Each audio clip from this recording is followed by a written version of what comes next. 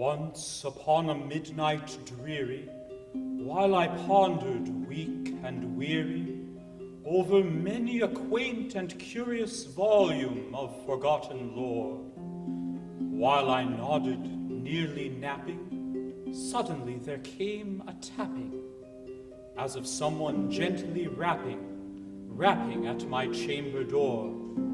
"'Tis some visitor," I muttered, "tapping at my chamber door. Only this, and nothing more." Ah, distinctly I remember it was in the bleak December, and each separate dying ember wrought its ghost upon the floor. Eagerly I wished the morrow. Vainly I had sought to borrow from my books surcease of sorrow, sorrow for the lost Lenore, for the rare and radiant maiden whom the angels name Lenore, nameless here forevermore.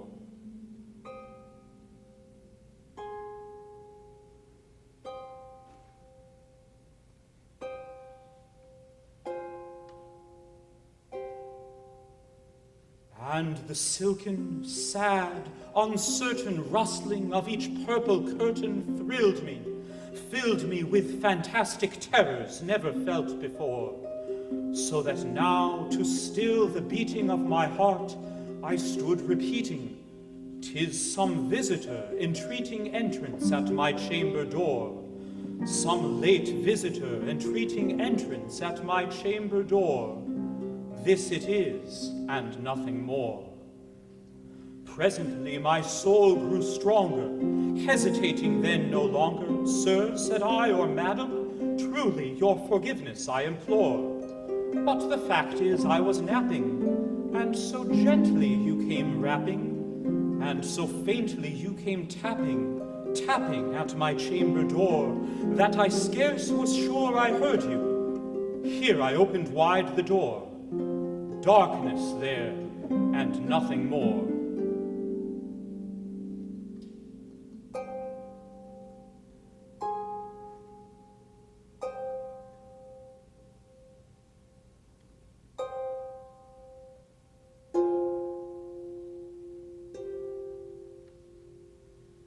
Deep into that darkness peering, long I stood there, wondering, fearing, doubting, dreaming dreams no mortal ever dared to dream before. But the silence was unbroken, and the stillness gave no token, and the only word there spoken was the whispered word, "Lenore?" This I whispered, and an echo murmured back the word, "Lenore." Merely this, and nothing more. Back into the chamber turning, all my soul within me burning, soon again I heard a tapping, somewhat louder than before. "Surely," said I, "surely that is something at my window lattice. Let me see then what thereat is, and this mystery explore. Let my heart be still a moment, and this mystery explore. 'Tis the wind, and nothing more." Open here I flung the shutter, when with many a flirt and flutter, in there stepped a stately raven of the saintly days of yore. Not the least obeisance made he, not a minute stopped or stayed he, but with mien of lord or lady perched above my chamber door, perched upon a bust of Pallas just above my chamber door, perched and sat, and nothing more. Then this ebony bird, beguiling my sad fancy into smiling, by the grave and stern decorum of the countenance it wore, "Though thy crest be shorn and shaven, thou," I said, "art sure no craven, ghastly, grim, and ancient raven, wandering from the nightly shore. Tell me what thy lordly name is on the night's Plutonian shore." Quoth the raven, "Nevermore." Much I marveled this ungainly fowl to hear discourse so plainly, though its answer little meaning, little relevancy bore. For we cannot help agreeing that no living human being ever yet was blessed with seeing bird above his chamber door, bird or beast upon the sculptured bust above his chamber door, with such name as Nevermore. But the raven, sitting lonely on the placid bust, spoke only that one word, as if his soul in that one word he did outpour. Nothing farther than he uttered, not a feather then he fluttered, till I scarcely more than muttered, other friends have flown before. On the morrow he will leave me, as my hopes have flown before. Then the bird said, Nevermore. Startled at the stillness broken by reply so aptly spoken, doubtless, said I, what it utters is its only stock and store, caught from some unhappy master, whom unmerciful disaster followed fast and followed faster, till his songs one burden bore, till the dirges of his hope that melancholy burden bore of never, nevermore. But the raven, still beguiling my sad fancy into smiling, straight I wheeled a cushioned seat in front of bird and bust and door. Then upon the velvet sinking, I betook myself to linking fancy unto fancy, thinking what this ominous bird of yore, what this grim, ungainly, ghastly, gaunt, and ominous bird of yore meant in croaking nevermore. This I sat engaged in guessing, but no syllable expressing to the fowl whose fiery eyes now burned into my bosom's core.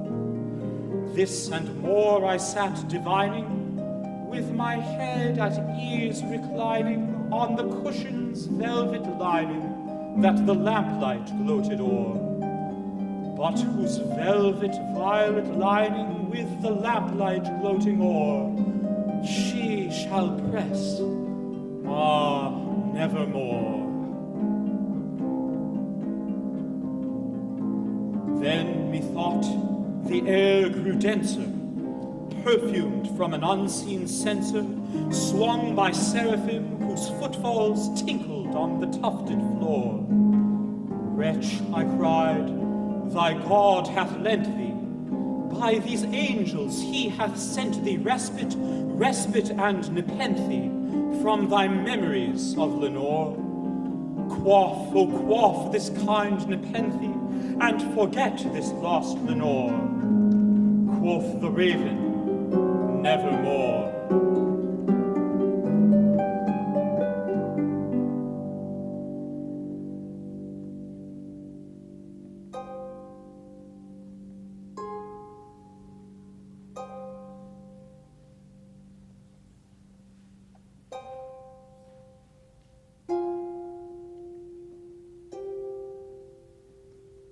Prophet, said I, thing of evil, prophet still if bird or devil, whether tempter sent or whether tempest tossed thee here ashore, desolate yet all undaunted, on this desert land enchanted, on this home by horror haunted, tell me truly, I implore, is there balm in Gilead? Tell me, I implore. Quoth the raven, nevermore. Prophet, said I, thing of evil, prophet still if bird or devil, by that heaven that bends above us, by that God we both adore, tell this soul with sorrow laden, if within the distant Aidenn it shall clasp a sainted maiden whom the angels name Lenore. Clasp a rare and radiant maiden whom the angels name Lenore. Quoth the raven, nevermore. Be that word a sign of parting, bird or fiend, I shrieked upstarting. Get thee back into the tempest and the night's Plutonian shore. Leave no black plume as a token of that lie thy soul hath spoken. Leave my loneliness unbroken, quit the bust above my door. Take thy beak from out my heart, and take thy form from off my door. Quoth the raven, nevermore.